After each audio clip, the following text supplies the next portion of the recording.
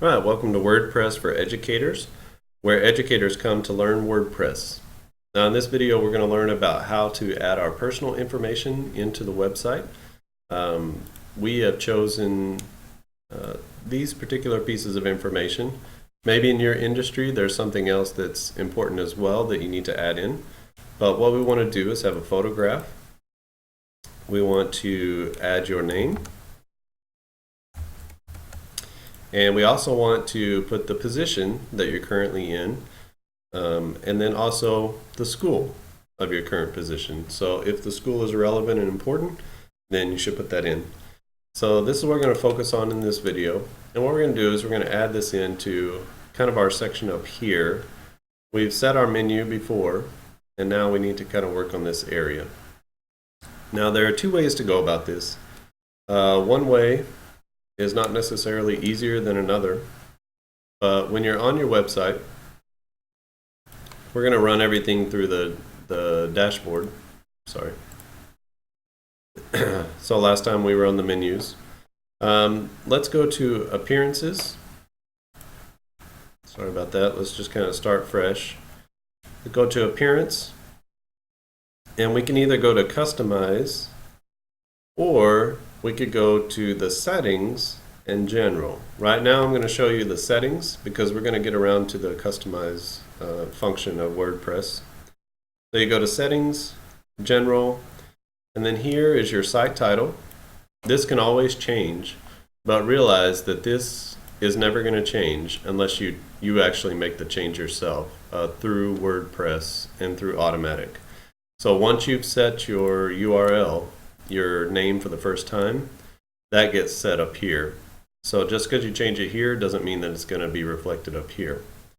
But you can change your site title. This can be different than this. So just know those kinds of things whenever, when you're making your website. Don't expect this to change everything up here. What this will do is it will change, it'll change these parts here. So we have WP for educators, where educators come to learn WordPress. And then we have WP for educators, that's our site title. And then the tagline is kind of the a little bit more like a shorter byline or a secondary headline that tells a little bit more about who you are or what it is.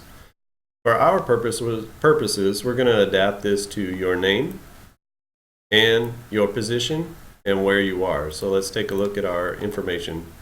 So our photo, we're going to use a logo, but it's going to be your photo. And then we have your name. That's going to be the site title. And then your position and your school of your current position are actually going to be listed here underneath, kind of as a sub-headline. So let's take a change.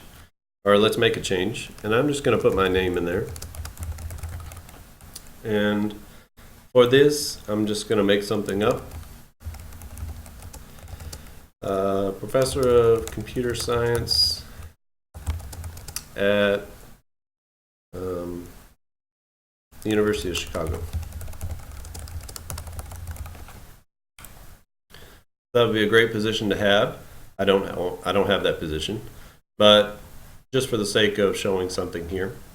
Okay, so when we're finished with that, we come down and we're going to say Save Changes. And then when we come back and refresh our page, we can see that our changes have been made. So now I have my name, I have my position, and I have what university or school that I'm working for. So that gives us almost all of what we need. So we have these three parts here, and now we just need to add a photograph. Now in this particular theme, I know that the logo is going to go right here. So that's one of the reasons that I chose this theme. So if you go back to, or remember to the first video, why I wanted to choose this theme, this is one of the reasons. One, because it keeps all of your information right here. Your information doesn't scroll to the top, it doesn't get hidden. It's always right here when someone's on a desktop. And so they can look through your information that you put on each page. But as far as your personal information, your name, where you are, how to get around the website, and then you'll see your logo or your photograph is always going to be there as well. So I think this is a great way to brand yourself. If you can find one of these themes that has kind of this sidebar over here that gives you an ability for people to still scroll without losing who you are. Okay, so that's why I've chosen that. And actually, when you go to video number 2 and I talk about the different themes, this is actually something that you can look for in the themes when you look at the demos of each theme.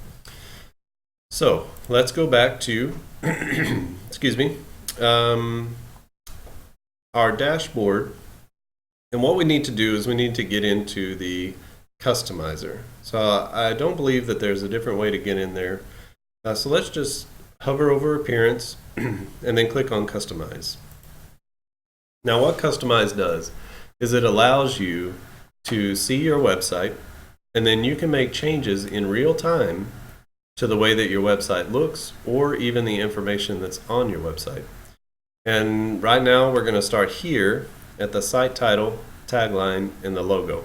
Now custom design is something that if you want to purchase that, you can, but this is part of a premium plan with WordPress.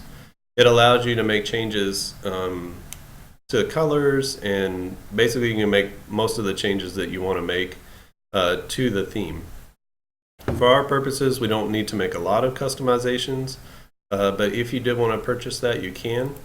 I don't remember how much it is per month, but you could look it up on the WordPress website. So the site title, tagline, and logo, that's where we're going to click. And then now you can see we have the same options that we had before, except now we have the logo option. So we can come in and change, we can change our site title just like that. Instead of going back into the dashboard and the settings and then making that change there, we can actually do this in real time through the customizer. So I want to put my name back in there, and we can make a change here if we wanted to. We could even say don't show either one of those things. So display site title and tagline, no. So now we just have this, and then we would have our image in just a moment. But we obviously want to put that, so we're adapting this for our own purposes. And then we have no logo set yet, so we want to add a logo. Now in WordPress, not only does it allow you to manage blog posts and pages and text content, but it also has some really interesting and easy ways to add media content. So right now we have a few different images that I've just kind of been playing with. This is my media library. If I had a lot of images, I could search through, or I could search by date if I remember when I uploaded something. Or I can choose to upload new files. Now it tells me that it allows all kinds of files. So not just images like JPEG or PNG or GIF images. I can also upload PDFs and Word documents and PowerPoint presentations or open documents or even Excel files you can see here. So there are a lot of different types of media, which might help you to see the kinds of things that you can include into your personal website. It tells you here that how much space. You have 3 gigabytes of space, and that's how much space you have to upload items. If you want more space, you can pay for that. That's a premium upgrade. And then the maximum upload file size is 1 gigabyte. So if your file is bigger than that, it won't allow you, or if your group of files is bigger than that, you'll have to break it up because it won't allow you to upload more than that much. What we want to do is, I'll show you how to upload, even though I've done this already. I'm going to go to my pictures, and I'm going to go here. Actually, yeah, this will be great. Now I'm just going to upload this one. 300 by 300 pixels seems good enough to me. If you wanted to edit the image, you can learn more about that on the back end of WordPress. When you click this, it deletes it permanently. If you wanted to change the title, this is just the file name right now, but if you wanted to add the title, and just put your name and then where you're teaching, what your position is. You could do that as well. We're not going to mess with too much of this. You can learn about those things and the importance of doing them online. Let's set it as the logo. And then now you can see that it shows here. Excuse me. And then it also shows a logo up here. Now the space that's allotted for this is about to right there.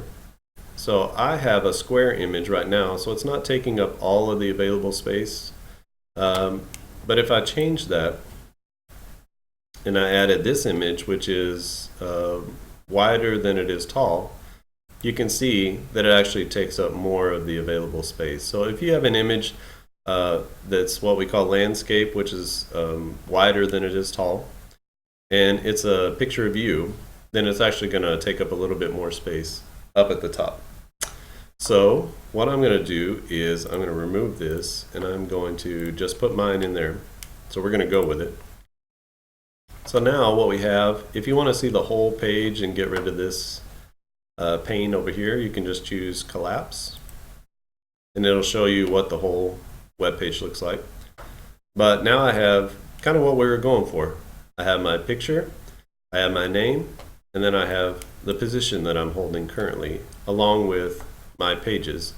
So now you can see it's kind of basic, but the minimal look is kind of nice. It keeps the focus on the important things of the website. And then if you ever want to get back to the pane over here, you just click this and it brings it back. Now, this is something they've recently added to the customizer. You can actually see what your website's going to look like on a tablet. So this is what it would look like with a tablet. And you can even, you can see what the menu would look like. Or even on a mobile phone.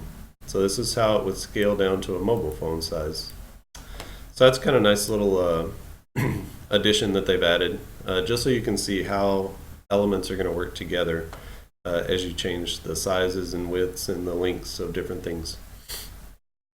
Now, if we just go, we can move back and forth inside this menu without making any saves. If we try to click here and get out of the customizer, it's going to bring up this error message. So the changes that you made will be lost if you continue to go away from this page, or you should want to leave the page.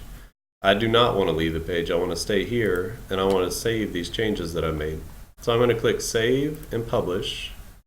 And now that it's saved, when I click on here, it takes me out. And when I look at I refresh my page, now all of the changes that I made have actually been saved.